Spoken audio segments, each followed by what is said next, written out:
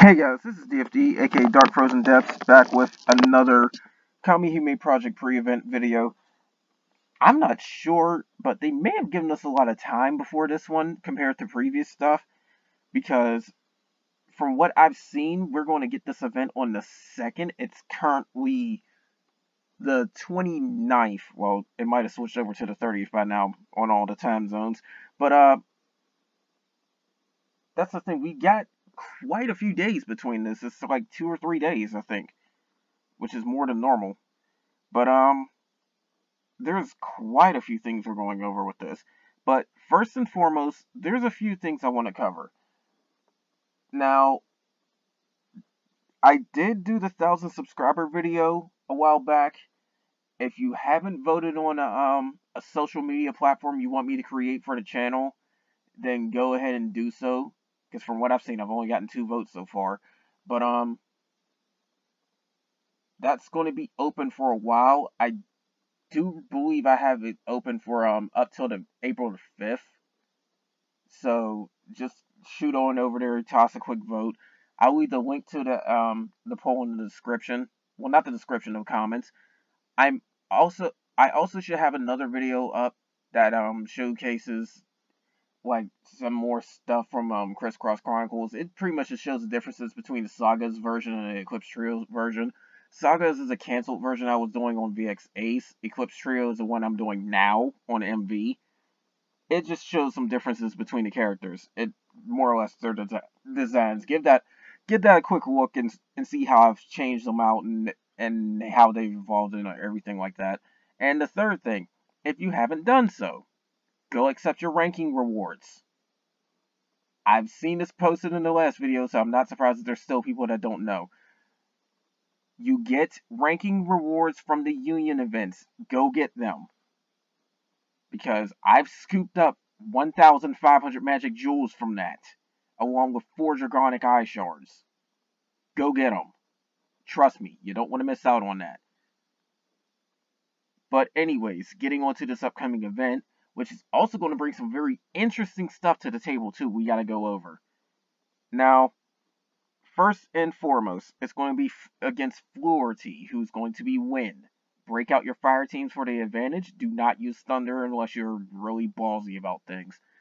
But we're also going to get a free Kamihime because of the fact that this is a raid event.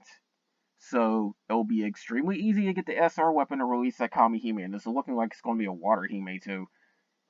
Eesh. I don't think I'm going to have any use for her, but we'll see what she does.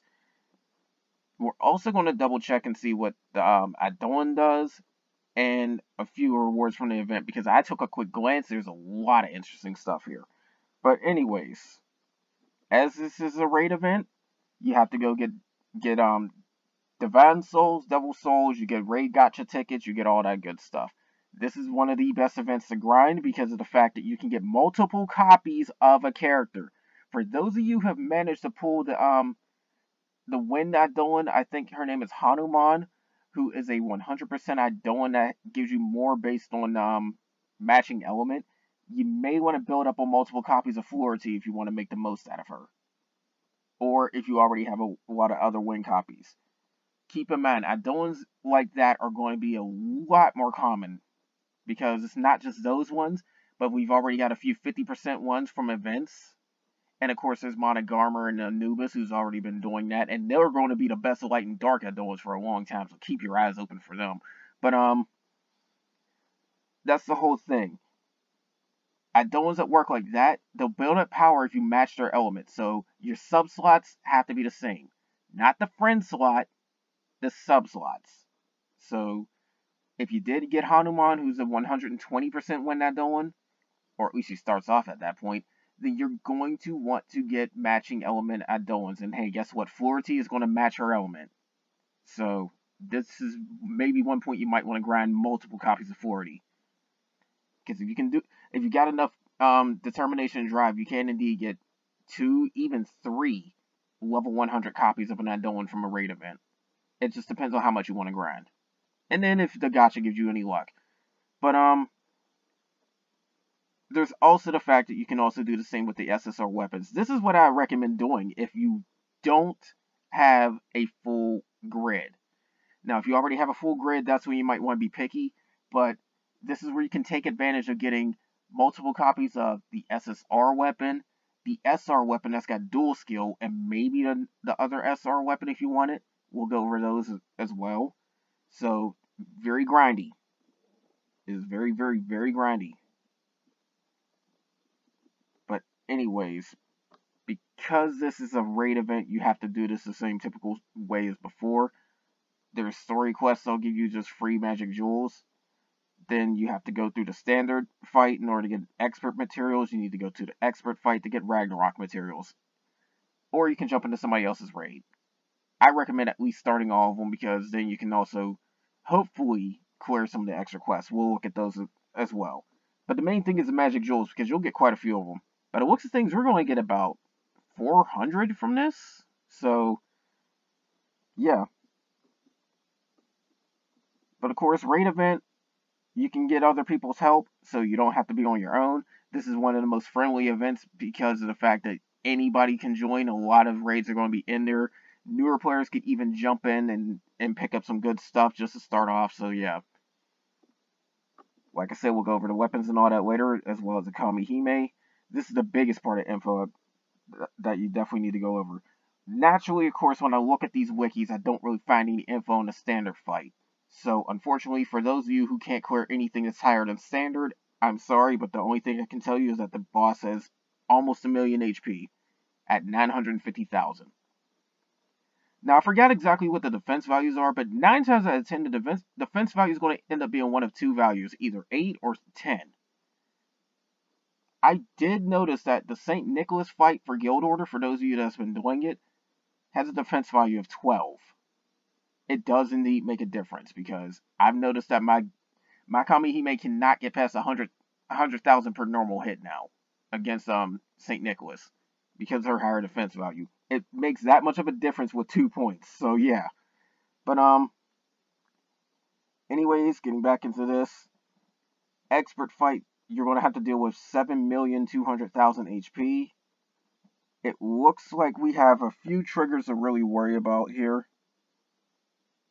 Because if you have corruption on your allies, corruption state on your enemy, meaning that if you're corrupted, then yeah, it won't work. But it seems like she'll automatically put a debuff on you, and then on top of that, it's going to deal damage over time for like 2 turns. So it seems like it's going to rapidly trigger by the looks of this. And of course, the normal move is going to poison you and also deal damage overall. And then the raging one, I'm hoping it says 3 times as in 3 random hits. Otherwise, if it means it's going to recover all of its debuffs up to 3 times, and it might, well, I don't know, it depends. We'll have to look at it. But now into the Ragnarok fight, her HP is practically tripled. This is the most HP I've seen in a Ragnarok fight, by the way. Most of them generally have about maybe 10,000 or 10 million or 12 million or 15 million. No, she's got 21 million. This is going to be a long fight for those of you that want to do the mission. But anyways, now she's still doing that damage. And it seems like the upper damage limit is going to be like 1,800. So it seems like it's based on the percentage of your HP, but it's going to be an upper limit for it. That's very dangerous considering the fact that in 2 turns you can lose 3,600 HP. Bring characters that have a lot of HP. Or, for God's sakes, bring out the strongest team that can nuke the crap out of her. Because that is dangerous. Even on my team, my best team, which is light, aside from my soul, they're all packing about 15,000 HP. That is 1/5 of their health. Yeah, that's how bad that is. In 2 turns, they lose 1/5 their health. So yeah, but it's the same as before. Poison damage. It seems like it's going to be 1 turn, and it's got a higher damage limit than the other one, probably because it's 1 turn instead of 2. And then it's the same thing as raging. But those triggers seem like it's going to be more of an issue. It's going to feel like the Dark Ultimate Catastrophe, I think, because it's more status oriented. But this breaks it down a little bit more. Okay, yeah, special action. If there is no condition invalidation or rot, it seems like it's going to do the trigger. So it seems like if you're not under the status effect, then it's not going to get triggered. That's what I'm reading from here. It says attack power is low, but you're gradually getting your strength reduced. So this is more ailment resistance, if anything. So you may want to bring some Kamihime that can do that. I know for a fact that I have a few fire ones that can do it. So yeah, like I know Yamaraja's a good one for ailment protection. If you can't go that far, bring in SR Amon because she's got ailment protection. There's quite a few ways to go with this. In Ragnarok, things don't change, but the damage over time is much stronger. So yeah, what you're dealing with between Expert and Ragnarok is basically more HP to fight off, and then you also have to sustain your HP more. It's not too much different for that one. But they recommend Andromeda, but the thing is, the one who actually comes with the ability to remove effects is Vivian. So you may want to go with Andromeda with Vivian's ability, or just flat out bring Vivian if your healing's okay. Otherwise, just go with your normal stuff. Me personally, I'm still going to go with not my recommended souls, my normal souls, which would pretty much be like Herc or Arthur, who I've been building up, or even Joan too, because don't forget I think you're taking damage nukes as well as the debuffs. So that's the other thing to remember, especially with the raging ones, because the raging ones seems to hit 3 random targets. So you may want a bit of protection, because 21 million HP is no joke. Honestly, 21 million HP is around the level of the catastrophe fights, the ultimate catastrophe fights. Or if you have done it, the upper levels of Guild Order bosses start having that much HP.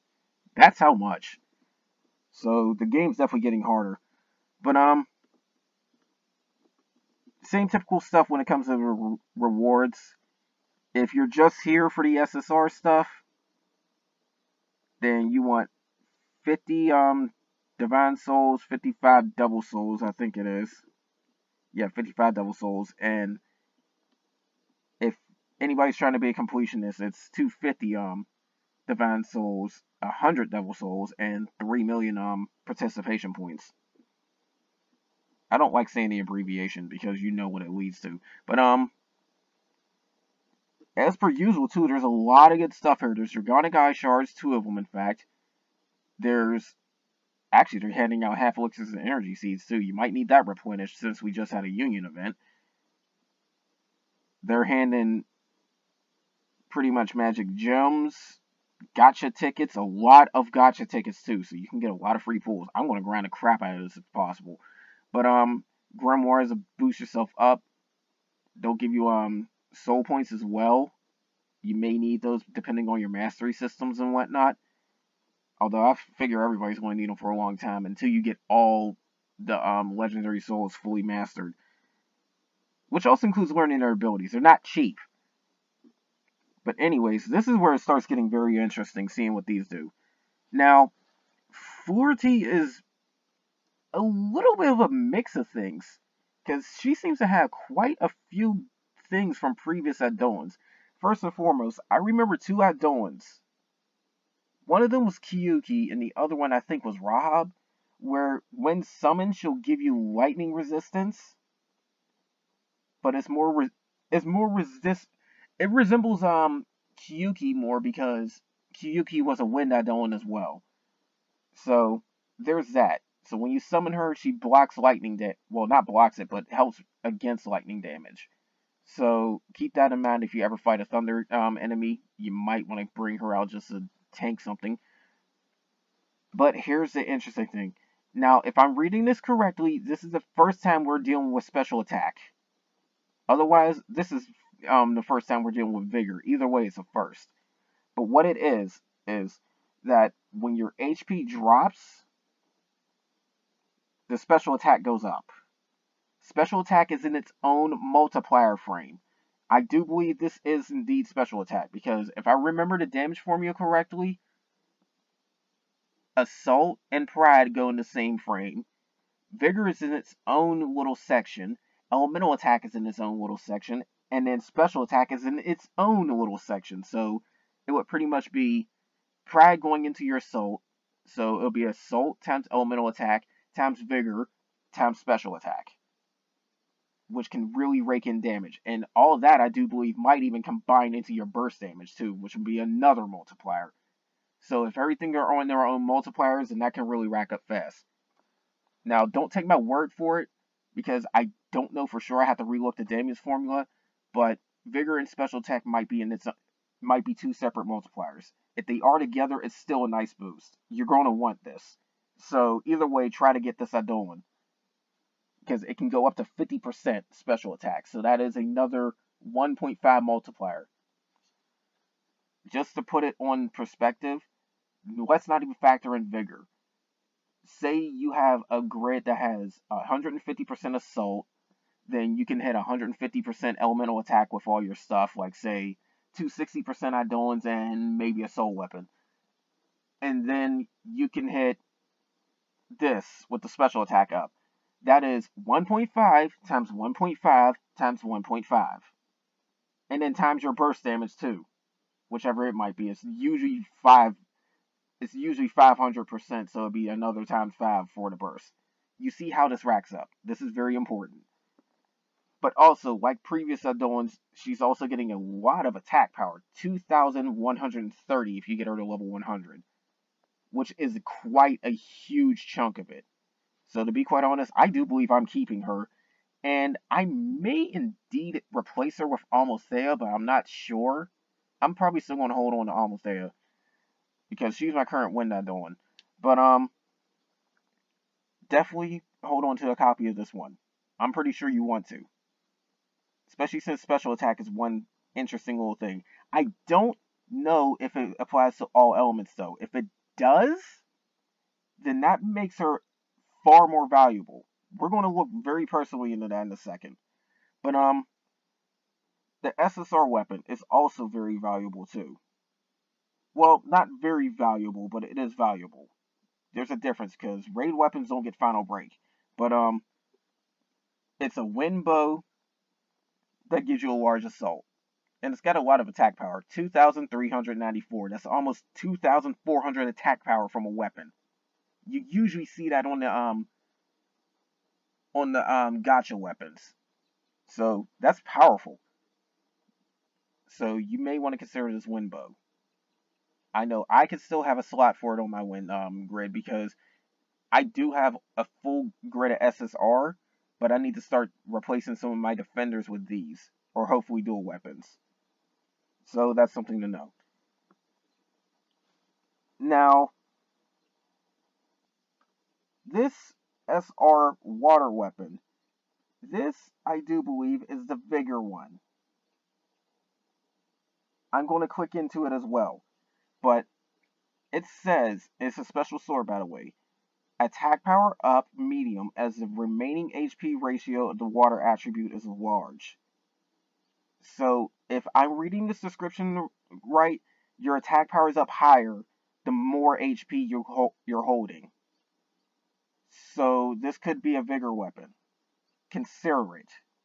Remember, Vigor's in its own frame, so consider it. Now, when we get into this SR Axe, it's a dual skill weapon. So dual skill SR, pay attention to those. But this one will increase your ability damage and your assault, both small. And it's got a nice chunk of attack power for an SR weapon. 1,800 is not too shabby. So, another weapon you might want to hold on to. Then, lastly, we have a Wind Spear. It's going to give you, and it says urgent attack probability up. So this is pretty much a critical one. So if you're going for the Stinger weapons, this is one to look for. because Stinger's an interesting little thing that might be worth experimenting. Probably in a dual skill setup, but I wouldn't get it as a single skill, to be quite honest. It depends on how much you value not Vigor, Stinger. But Stinger is pretty much like this. Each Stinger weapon has its own chance of activating, and they can activate on top of each other. So, say one has a chance of doing 1.2, then the other has a chance of 1.2, then you have 2 shots of it. So, say you got 10% chance between both of them. 10% chance of 1.4, I'm guessing, and maybe a 20% chance of 1.2. That's just an example. It's not exact ratio, but that's how it works. Like, there's a chance both will activate, and there's a chance one will. So, that's the whole thing with that. You could indeed see like 10 Stinger weapons go off, and then you're just suddenly dealing huge damage, like 4 or 5 times its normal amount. It's a possible theory. It still depends on how much somebody wants to experiment. And like I said, it's better to do it with dual skill weapons. And of course, we can get our grails from as rewards. So if you haven't got enough of them from the Union event, here's your chance to get more. Me personally, I'm not in too much of a rush to get grails, because I've got a nice little chunk of our weapons. But this is where it's going to get pretty interesting as well, because we have this for the missions.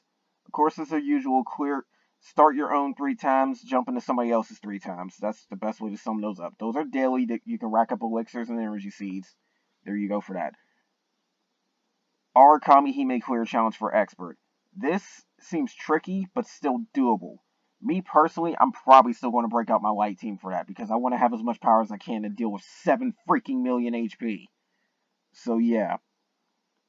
But I don't know if I'm going to be able to do the Dark Ragnarok one, because I don't think my Dark team is strong enough to handle that. But you definitely need Dark attribute to do that one, so I hope you've been building up your Dark characters, and you may or may not have Anubis. So yeah. And keep in mind, that's 21 million to deal with. And you're not dealing with it with help. You have to do those on your own. So those 2 missions, you have to solo. Good luck. Good luck.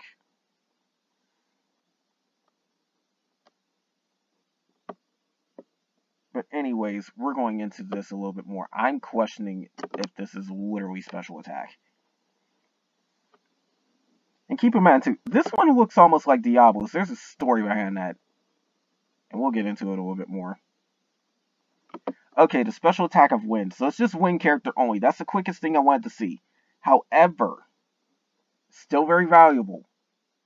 For those of you that got decent wind teams like me, or you're a wind main, you're going to want it. You're going to want it. But this bow, it's got attack power large. The sickle is the one I'm wondering about, because I'm wondering, does this vigor? I just need to, yup, there we go, vigorous. We have a vigor weapon. So this is 2 firsts we have now. We have a vigor weapon for water, and we have a special attacks function for wind. And those are guaranteed. I do believe I'm keeping both of those. I don't care if the weapon's SR. Vigor is in its own frame, and that makes it more powerful than you think. So, yeah, I'm keeping this SR weapon. I'm keeping this SSR Idolan. I know for a fact I'm doing that. Speaking of Idolans, we're going to get another very interesting one. Also dealing with special attack. You should already know who it is after I mention that. And she is going to be a permanent addition as well. So if you don't get her on the boosted rate, you might pull her offhand. But that would be SSR Diablos. Now, what makes her very, very interesting is the fact that she will give a massive chunk of special attack, 100%. So she is essentially 100% Idolan. But you have to have mixed element. That's the kicker. She works like a Lilum, but gives 100% special attack. That does indeed make her more powerful than a Lilum. If you do pull her, absolutely set her into your Phantom Element, Idolan. But this is more for either people that have a huge lead or mixed element stuff. But I have seen in Japanese Kamihime project videos, as in from DMM side, people use this setup with her, where they had mixed element. They had like 3 of the same element, and then had 2 separate ones on the side to activate her effect. And they used her with a Lilum. It did a lot. And I mean a lot. So she can indeed be kind of potent. More potent than you think. So that's the whole thing. But the way special attack seems to be working seems to be just like Vigor. I don't know if they're going to be in the same frame, unfortunately. So you need to have your HP pretty much up there in order to actually get that trigger. Otherwise, if your HP gets too low, it's kind of useless. But summoning her gives her special attack as well, another additional 10%. So essentially, if you get enough of her, 130% special attack. Or if you happen to have 2 copies of her on hand, 250? Remember, special attack's in its own frame, so yeah. I'm going to look at the damage formula before this is over, too. I'm glad to see a special attack goes in with Vigor. But that's not the only addition. Of course, when there's Diablos, you're pretty sure to find a Mon not too far behind. Although a Mon gets more attention.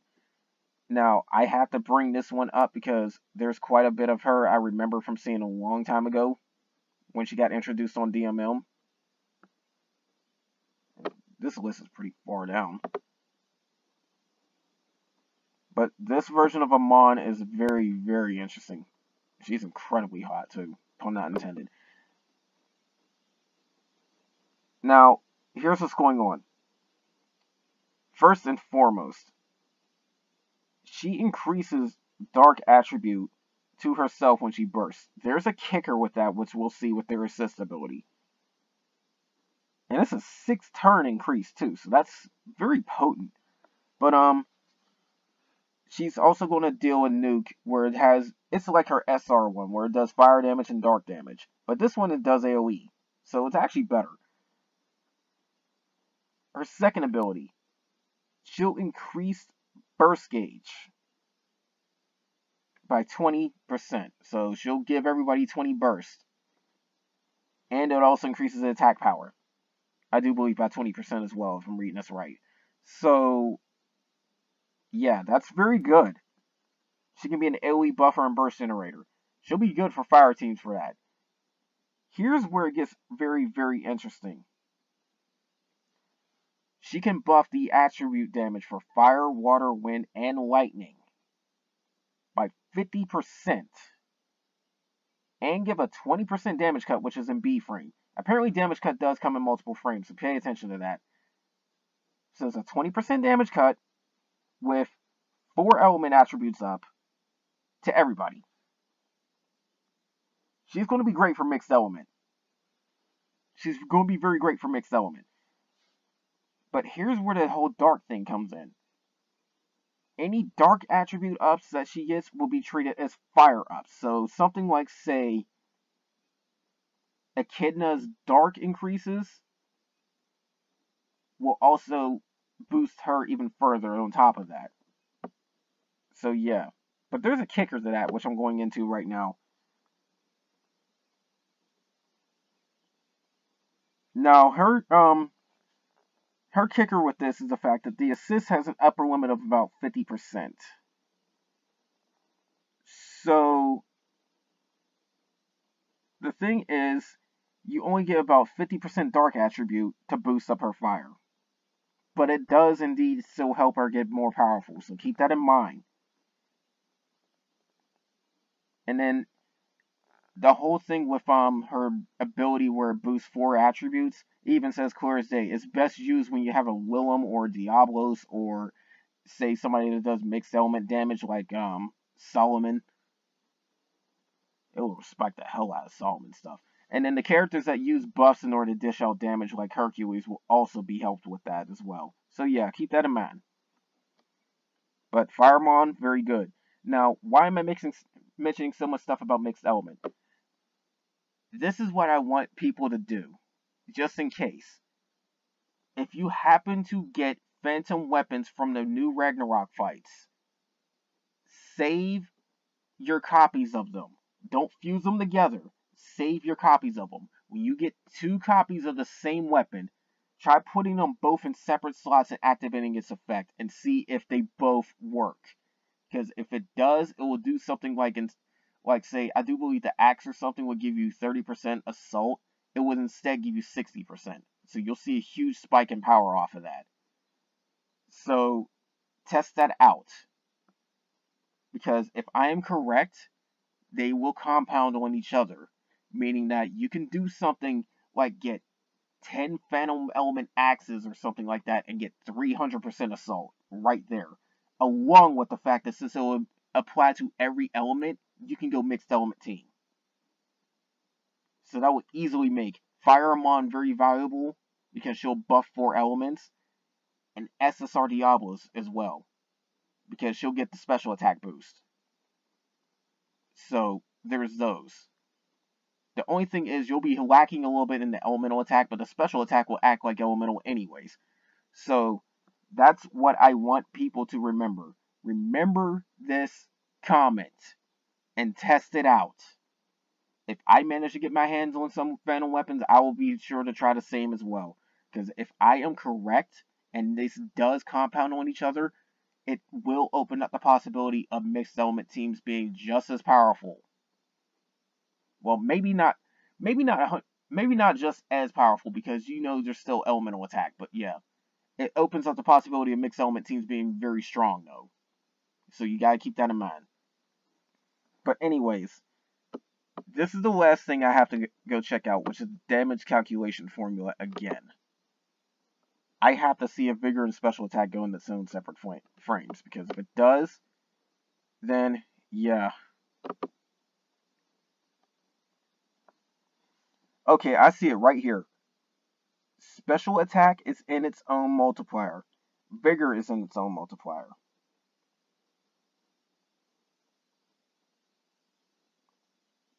So here's what's going to happen. Assault is in its own multiplier. Elemental is in its own multiplier. Vigor is in its own multiplier. Special Attack is in its own multiplier. Critical is in its own multiplier on top of that. So if critical does multiply with all that stuff too. So that's something to keep in mind. Then they have the allied debuffs, in other words, your debuff damage or whatnot. That's in its own multiplier, but that's something you have to like put on the enemies. I don't know what the Union Guardian deduction is, but I